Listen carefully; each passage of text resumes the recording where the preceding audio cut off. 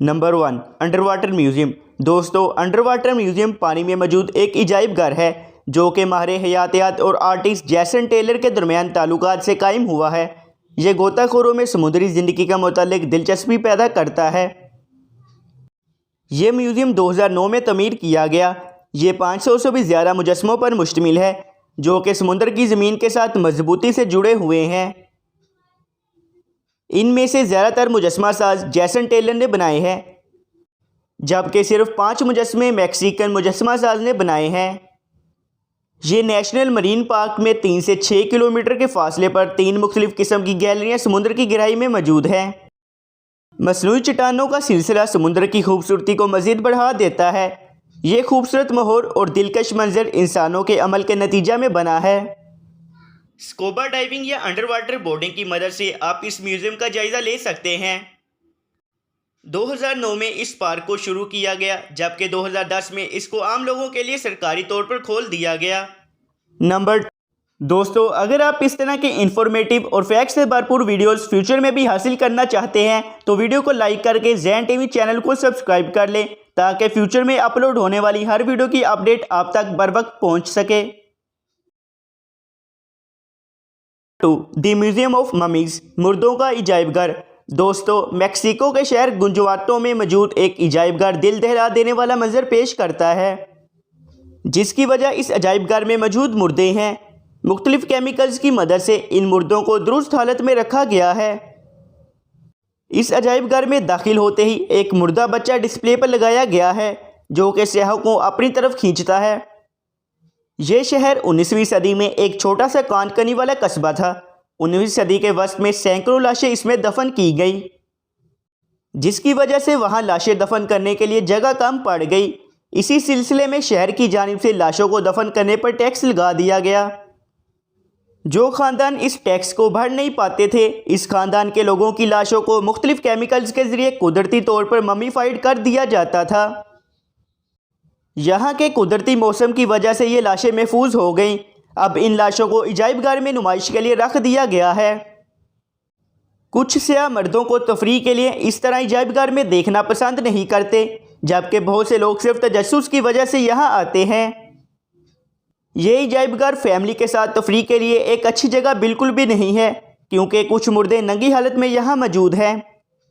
इस अजायब घर में दाखिल होने के लिए आपको तकरीबन $3 अदा करना होंगे। ये अजायब घर रोज़ाना सुबह 9 बजे से लेकर शाम 6 बजे तक खुला रहता है। Number 3, the museum of toilets, गुसल खानों का अजायब घर। नई दिल्ली, भारत के सोलाबा इंटरनेशनल म्यूज़ियम में बहुत से कदीमी गुसल खाने मौजूद हैं। इस म्यूज़ियम में एक रोमन सुल्तान का इस्तेमाल करदा सोने के पानी का चढ़ा गुसल खाना भी मौजूद है। टाइम मैगज़ीन के मुताबिक ये अजीब अजायब घरों में से एक अजायब घर है। इस नुमाइश में 3 कैटेगरीज मौजूद हैं, जिनमें कदीमी गुसल खाने, क्रोने वस्ता 5 से 15वीं सदी के दरमियान के गुसल खाने और जदीद गुसल खाने मौजूद हैं। नेज़ यहाँ हर किस्म के और हर दौर के गुसल खाने मौजूद हैं। इसके अलावा नुमाइश में गुसल खानों से मुतालिक नई टेक्नोलॉजी, समाजी आदात और इनके इस्तेमाल से मुतालिक शायरी भी मौजूद है। ये अजायब घर 1992 में कायम किया गया था। डॉक्टर बेनशोर पाठक इसके बानी हैं। ये एक समाजी कारकन हैं जो कि हिफ्ज़ाने सेहत और समाजी इस्लाह की तहरीक चलाते हैं। इन्हें 2009 में इंटरनेशनल अवार्ड से भी नवाजा गया। भारत की निसफ से भी ज़ायद आबादी के पास इस्तेमाल करने के लिए गुसल खाने मौजूद नहीं हैं। 1970 के बाद सोलाबा एक गैर सरकारी तंजीम भारत की हिफ्ज़ाने सेहत के मिसाइल को हल करने के लिए सामने आई और इसके लिए इस तंजीम के अरकान ने बहुत काम भी किया, जिसमें नए अवामी गुसल खानों की तामीर और लोगों में गुसल खानों की अहमियत से आगाही शामिल है। बरतानवी क्रोने वुस्ता के दौर के गुसल खाने और रोमन सुल्तान का इस्तेमाल करदा सोने और चांदी से बना गुसल खाना लोगों की तवज्जो का मरकज़ है। नंबर 4, कठपुतलियों का अजायब घर। 1910 में विलियम शेक्सपियर बर्गर ने पहली बार टॉमी बेलूनी नाम की कठपुतली खरीदी। यहाँ से विलियम का कठपुतलियों का ज़ख़ीरा शुरू हुआ और ये 1930 से 1940 के दौरान ये ज़ख़ीरा बहुत बड़ा हो गया। 1947 में विलियम ने कठपुतलियों के लिए अपने घर की गैराज की मरम्मत करवाई। बाद में यह ज़ख़ीरा इतना बढ़ गया कि 1962 में विलियम को कठपुतलियों के लिए एक इलादा इमारत बनवानी पड़ी। ये दुनिया का वाहिद इजाइबघर है जहाँ 900 से भी ज़्यादा कठपुतलियाँ मौजूद हैं, जिनमें 20 मुख्तलिफ ममालिक से लाई गई कठपुतलियाँ भी शामिल हैं।